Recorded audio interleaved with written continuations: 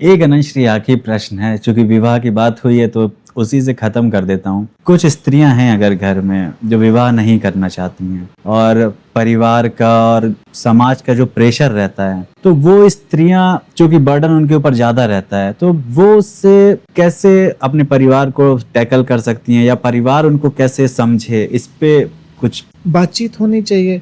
संवाद सबसे बड़ा हथियार है और हम संवाद को ही सामने नहीं लाते हैं।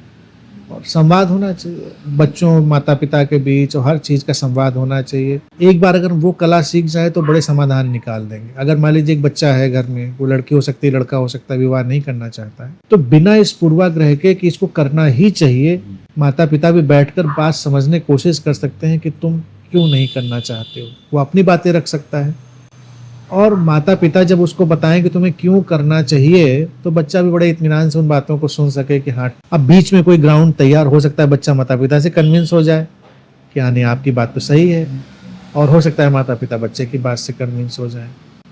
अभी समाज को हमें उस मुकाम पर लाना है जहाँ विवाह कोई अनिवार्यता ना रह जाए, विवाह की अनिवार्यता ना हो, और उसके लिए जरूरी है आर्थिक सक्षमता। स्त्रियों को ये आवाज उठाने के पहले आर्थिक रूप से सक्षम हो जाना पड़ेगा, अन्यथा जो पुरानी परंपराएं और परिवार सब चले आ रहे हैं, फिर वो कहेंगे कि हमारे जैसे पहले था वही स्त्री घर में, उसको कहीं दूसरे घर जाना है, तो उनको वो थोड़ा अजीबोगरीब लगने लगता है। हालांकि होना नहीं चाहिए, वो भी बच्चा आपका है ऐसा, लेकिन आर्थिक रूप से सक्षम होने का काम पहले करिए, फिर संवाद के दायरे खोलिए, और संवाद जहाँ पर ना संभव हो वहाँ करुणापूर्ण विद्रोह करिए। करुणापूर्ण विद्रोह करिए, कोई विद्रोह तोड़ फोड़ वाला नहीं, कि माता पिता हैं, उनकी समझ की कमी हो सकती है, उनकी कंडीशनिंग हो सकती है, उनकी आंखों पे पट्टी बंदी हो सकती है, लेकिन वो तुम्हारे दुश्मन नहीं है, वो दुश्मन नहीं,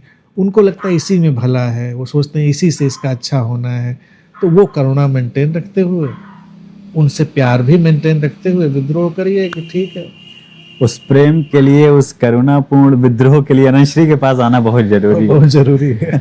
तभी हम उस चीज को समझ सकते हैं। बिल्कुल, अनंत संघ में आएगा तो अनंत संघ की शक्ति भी उसको मिलेगी। अनंत संघ पे चलते मित्रों को देखेगा, उनकी ताकत को देखेगा, और फिर वो एक अलग परिवार भी तो उसको मिल रहा है ना, तो वो शक्ति तो फिर काम आएगी।